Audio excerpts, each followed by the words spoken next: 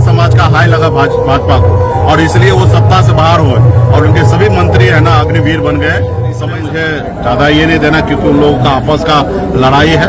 मैं तो कहूँगा कि विपक्ष का भूमिका निभाए। आप विपक्ष में हैं, बिहार में कहीं कमी है तो उसको आप उजागर करें, और इस तरीके से बोलना और इस तरीके से चलना ये मुझे लगता है कि सही नहीं है। आप विपक्ष का भूमिका कुमार जी पिछले 20 साल से अगर बिहार की राजनीति में, भारतीय राजनीति में अगर टिके हुए हैं तो जाहिर सी बात है उनके पास कुछ विशेष अपना गुण है। राय जी के द्वारा कृष्ण जन्माष्टमी महोत्सव मनाया जा रहा है। आज समापन के दिन है, डांडिया का आज कार्यक्रम हो रहा है और इस कार्यक्रम में मुझे निमंत्रण दिए, इसके लिए विशेष तौर पे धीरज जी को बहुत धन्यवाद देता हूँ। और खास करके समाज सेवा के तौर पे धीरज जी बहुत ही अच्छा हाजीपुर में काम कर रहे हैं और हम इनको आज धन्यवाद देने के लिए, उत्साह बढ़ाने के लिए मैं इस आज कार्यक्रम में सम्मिलित हुआ हूँ और सभी इनके साथी को, आयोजन के जितने भी समिति के जितने भी सदस्य हैं सभी युवा साथी को धन्यवाद देता हूँ। और कार्यक्रम में इसी तरीके से समाज सेवा करते रहे, इसी तरीके से कार्यक्रम करते रहे और आने वाले समय में सभी युवा के साथ हम लोग हैं। आज बिहार में हम लोगों का एक ही सोच है कि बिहार में युवा आगे बढ़े। लोग कहते हैं ना, अपने दिल से जानो पराये दिल का हाल। हम खुद एक युवा हैं और हम चाहेंगे कि बिहार का युवा बिहार में रहे, उसको रोजगार यहाँ मिले, बिहार के युवा को बिहार में तरक्की मिले। यही सब सोच के लेकर पूरे बिहार में घूम रहे, युवा के बीच में जा रहे, क्योंकि कल का भविष्य धीरज जी जैसे लोग ही हैं। तो हम लोग सब मिलकर बिहार को कैसे आगे बढ़ाएं, इसके लिए आज से दोस्ती कर रहे तो ताकि ये दोस्ती और ये साथी कामयाब रहे। आगे भी हम लोग मिलजुल के इसी तरीके से काम हर समाज के हर दुख सुख में खड़ा रहे। अभी थोड़ी देर पहले यहाँ चिराग पासवान जी भी आए थे। उन्होंने हम लोग से जब बात कर रहे थे तो उन्होंने बयान दिया है कि नीतीश कुमार बिहार के राजनीति के कंस हैं। जिस प्रकार से कंस ने अपने 7 भांजों की हत्या की थी अपनी कुर्सी बचाने के लिए, अपना सत्ता बचाने के लिए, उसी प्रकार नीतीश कुमार अपनी कुर्सी बचाने के लिए कई लोगों की राजनीतिक हत्या कर चुके हैं। क्या कहेंगे? देखिए, इस पर ज्यादा विशेष बोलना जरूरी नहीं है। आपको भी मालूम है कि माननीय मुख्यमंत्री नीतीश कुमार जी और चिराग जी का कितना अच्छा संबंध है, ये जग जाहिर है पूरे बिहार को। और सभी पार्टी बिहार में राजनीति कर रहे हैं, सभी पार्टी का अपना अपना विचारधारा है और सभी पार्टी का सोच है कि हम सत्ता में रहें, और जब सत्ता में रहते हैं तो सब अपने अपने अनुकूल काम करते हैं।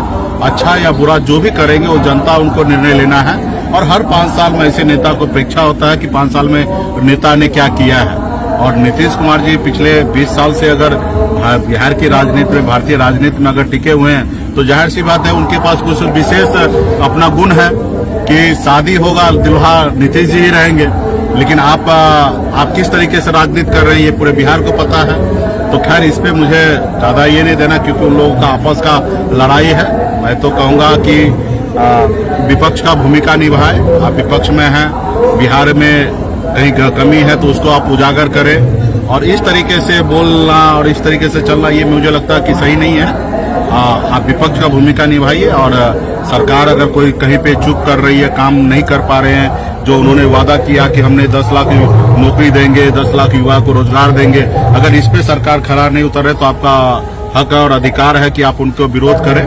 रहा कि पॉलिटिक्स में सब आदमी अपने अपने पार्टी को आगे बढ़ाने के लिए काम कर रहे हैं। 2020 का चुनाव जो था कि खास करके चिराग पासवान जी, उनका रणनीति ये नहीं था कि हम जीते, क्योंकि चुनाव में ये होता है कि रणनीति हमें चुनाव जीतना है।